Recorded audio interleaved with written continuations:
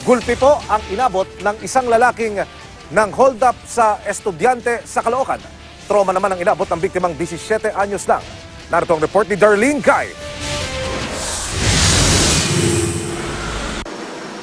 Ilang hakbang na lang ang 17 anyos na estudyanteng ito mula sa kanilang bahay sa Rizal Avenue, Caloocan City nang biglang sinunggaban siya ng isang lalaki mula sa likuran at tila pilit na may kinukuha sa kanya. Pauwi na po ako nun. Tapos po, nang biglang paglingon ko may aakbay na po sa akin. Tapos kinukuha niya po yung cellphone ko.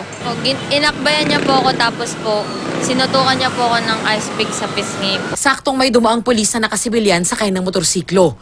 Sumigaw raw siya kaya biglang tumakbo ang hold-upper. Kaya hinabol ng pulis at biktima ang lalaki. Pero na-corner ng taong bayan at ginulpi ang suspect na si Emmanuel Petaliana. Kami nakatambay po doon ng mga trabador ng mga Nutri. So ang ginawa ng mga standby doon, hinuli po nila. Nabugbog po ng mga nakatambay ron, saka rumisponde po kami doon sa area.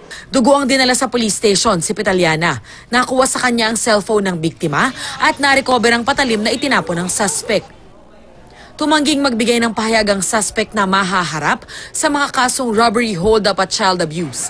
Laking pasasalamat naman ng biktima sa mga tumulong sa kanya, pero trauma raw ang idinulot sa kanya ng pangyayari. Sobra pong kinabahan nun kasi first time ko po yun. Tapos po nun, nung nasa barangay na po kami, dun ko lang po naramdaman na nangangatog na yung tuhod ko sa takot. Ayon pa sa mga opisyal ng barangay, paiigtingin nila ang pagpapatrol sa lugar.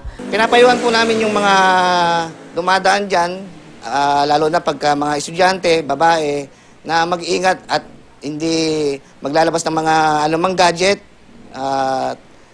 palagi may kasama. Darlene Guy, GMA News.